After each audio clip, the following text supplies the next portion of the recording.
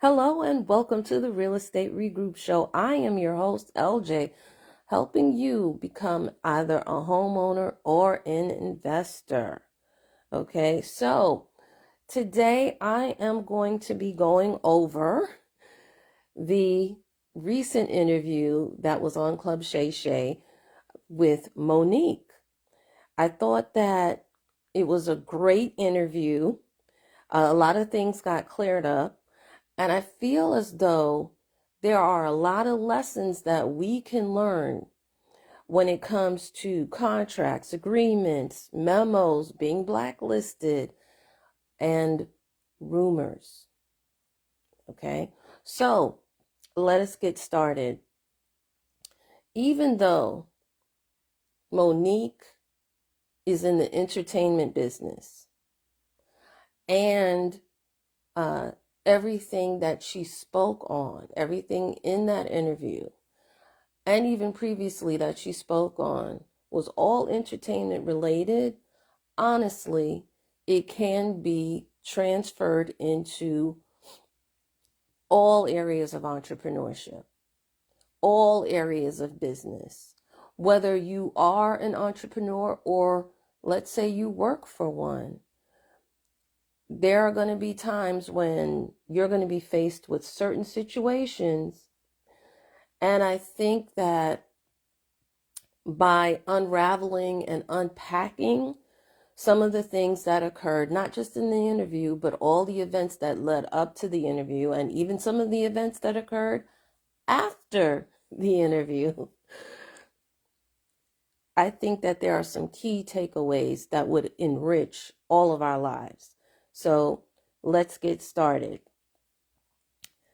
First of all, I don't believe that when Monique first came out, I'm pro Monique, believe it or not, but I also work for a company that represents Oprah and Tyler Perry. I have to be transparent and I have to say that, okay?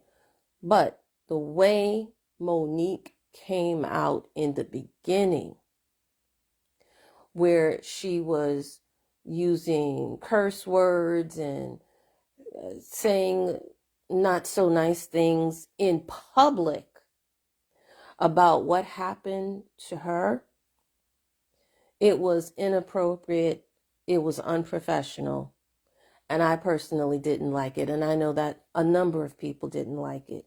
It was not that we were fans of Oprah or we were fans of Tyler Perry, or that we idolized Oprah or we idolized Tyler Perry. That may be the case for some people, but it definitely was not the case for everybody. It definitely wasn't the case for myself. Okay?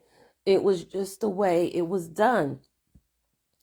Now, later on, there were other interviews that Monique did where she clarified as to why she was being blacklisted, why she used the terms that she used and why she did what she did.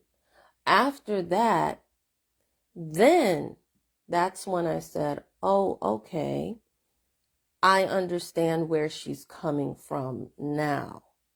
I did not agree with the way she did it, because see, it's not always what you say, but in her case, it was what you say. It's also how you say.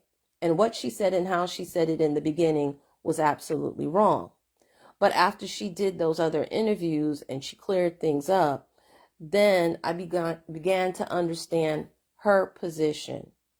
Okay, so here's the thing. Well, there are several things actually. Her being labeled difficult by Tyler Perry, I'm not sure if he was aware of how powerful his words and his stance was when he labeled her as being difficult. See, we as Black women, and actually as Black people, there is a stereotype that we are difficult to work with. Okay? So when you when he said that, and he did apologize for that, let's be clear, he did apologize for that, it did have an effect on her career. It did have an effect on her wallet. And I can see that because I ran the skip trace on her a while back. And you can see also other YouTubers looked and saw that it did even affect her when it came to her home, holding on to it, right? One of her homes anyway. So he did eventually, like I said, he apologized. And it seemed as though that was accepted, right? Oprah also apologized to her as well. But the thing is, she did not accept Oprah Winfrey's apology because of how Oprah Winfrey phrased it. That's why I say it's not always what you say or even the intention, but it's how you say it. And I believe the way Oprah phrased it, I believe that it triggered her because it was similar to the way her brother phrased his apology to her. So she did not take it well. So although with all due respect, during the interview with Shannon and others, she wasn't necessarily lying, but that part where she said that Oprah never apologized to her, that part is somewhat inaccurate. Oprah did apologize to her. She just did not accept it. Okay. And I understand her hurt and I understand her pain. I don't think that Oprah, she might not have understood it to that extent. Because you know what it is that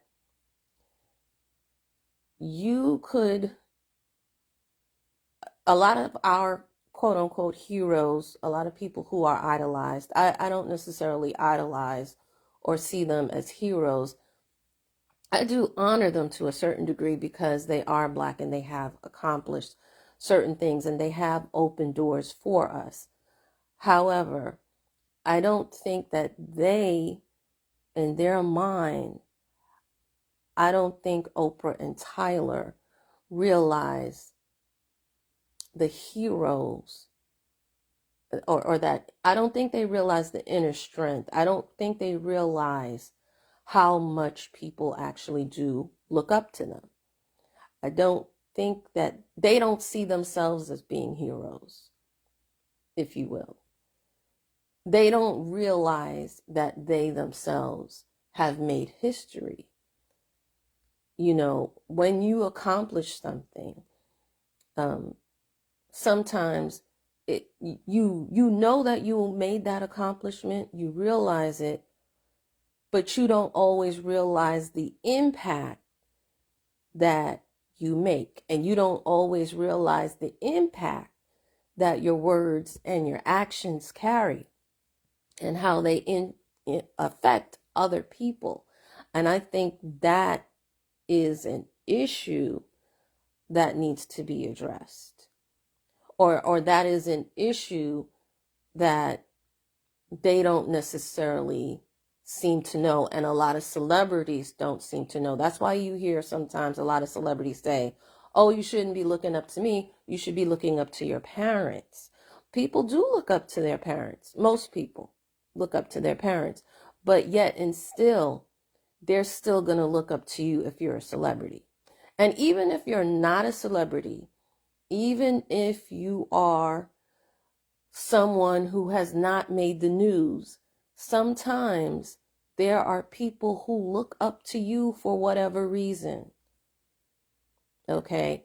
Like in my neighborhood where I live, there are people, I see myself as a regular person to a certain extent, right? When I say to a certain extent, it's because I know that I am unique. Okay? But outside of that, I see myself as a regular person. But I know that in my neighborhood, that there are people who do look up to me. And I know because of this, I need to be careful with how I treat people. Because if I treat them wrong, it could really crush them and it could really hurt them. Okay? So I'm very careful on what I say, maybe sometimes a little bit too careful, but I try to be careful in what I say and how I say it. Do I get things wrong sometimes? Yes, I do. I'm human. But I have acknowledged, it took me a while, but I have acknowledged it. I've come to acknowledge it. And sometimes I keep doing things and people keep acting like, not acting, but they're like, wow, oh my God, I can't believe this, with whatever it is that I said that just suddenly transformed them. And I do it and I don't even like try to do it. It's like not even intentional. It just comes out naturally out of me. Okay. So anyway, I digress because I realize I just went on a tangent right there. Right. So anyway, getting back to Monique, I do feel, I want to also make this statement that the other thing that Monique did that I disagree with is this. I don't believe or I don't agree that all of her grievances should have been made public. I believe that these things really should have been confidential. When it comes to, like, if she got ripped off like how I got ripped off and how other people got ripped off, yes, you go on social media and you blast the person because you don't want anybody else to get ripped off. You don't want anybody else to be cheated the way you were cheated. So yes, you come out with it. It's not always wise to come out right away, though. Sometimes you do need to wait until after the court case, and then say whatever it is that you need to say. However, in this particular situation, what it was is that she had some disagreements with people. When you're in business, you're going to have some disagreements. You'll have your contracts, you'll have your memos. However, sometimes there are misunderstandings. Sometimes there are things that are left out of contracts. And sometimes there are certain expectations that were not expressed in a contract that still is, quote unquote, expected to be fulfilled. And it doesn't get fulfilled. And then both parties sometimes get hurt by it. However, when it comes to things like that, that should not be aired publicly. That should be kept privately. It should be something that only you and the other parties involved should speak about. And even if you cannot get it resolved, you still should not go on social media, the stage, and speak on it. And if you do speak on it, if it's bubbling up in your soul so much that you can't suppress it, and you want to make it a teaching moment, make it a teaching moment, but don't put people's names out there like that. And that part is where I disagree with Monique. I'm glad that she finally realized that that was wrong, and she finally apologized to both Tyler Perry and Oprah for saying what she said. Now, the other person on the block is D.L. Hughley. Now, here's another lesson to learn. Sometimes you can wrong your right by what you do and what you say. You see, as mentioned, Monique and D.L. Hughley was supposed to have go on the road together, right? D.L. Hughley issued a memo, and he also put that on social media as proof when she came after him publicly again. And so she came up with a contract. Now, I want to say this. Monique is right. A contract and a memo is not the same thing. A memo does not contain anything legally enforceable. It may be a preliminary to a contract, but it's not normally admissible in court. A deal memo sometimes is, if it has the requirements set up in it as a contract. But if there's another contract out there, then it erases the deal memo. And that's what I need you guys to understand. Okay? These memos, these contracts are not just in the entertainment business. This is also in the real estate industry. It's in every industry.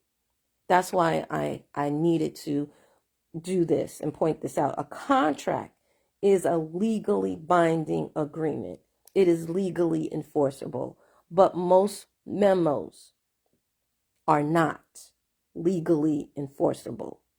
A deal memo is only legally enforceable if it meets the requirements of a contract, if it has certain subheadings, if it has certain text in it, it may be admissible.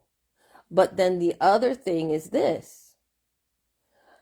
If the deal memo had all of the requirements of a valid contract, and then you have a contract that's dated after the deal memo, then guess what? The contract dated after the deal memo overrides, supersedes that deal memo, even though that deal memo was written first. The contract overrides it. That's what you guys need to get. That's what you guys need to understand. Okay, so Monique is right when it came to the business part, but she righted her wrong when she went up on stage and said those things against D.L. Hughley. And then to further say the things that she said about his daughter.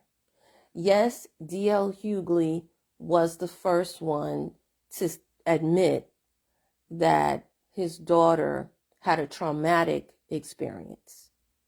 But even though he was the first one to say that publicly, being that Monique and D.L. Hughley was not getting along, she was out of place and she was out of pocket to say what she said regarding that particular incident. And to say also that until D.L. Hughley apologizes, she's not going to apologize. I don't agree with that. You cannot force a person to apologize.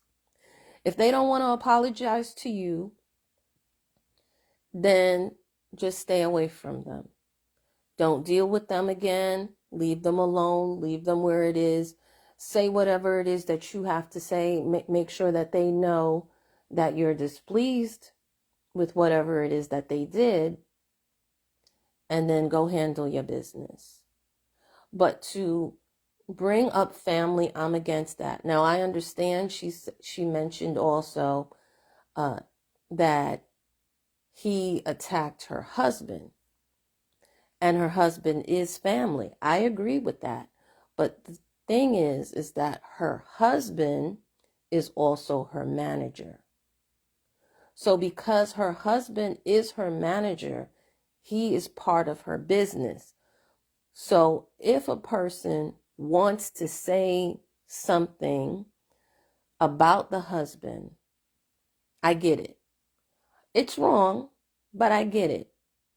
But to come out and say something against the daughter who is not in the business, that I don't agree with Monique. I do think that she was wrong for saying what she said. I saw her rebuttal when D.L. Hughley came out after the interview, but I still don't agree with what she did. I still don't agree with what she said. And I think that she needs to be mindful of that. And I wish she could see that there was a difference. You know, I really wish she could see that there was a difference. Okay? So guys, that's really my take on the whole situation with Monique from beginning to end. Guys, drop in the comments. What are your thoughts? What did you learn that maybe I missed? Or if you disagree with what I said, respectfully, and I do mean that, say in the comments, you know, what was it that I missed?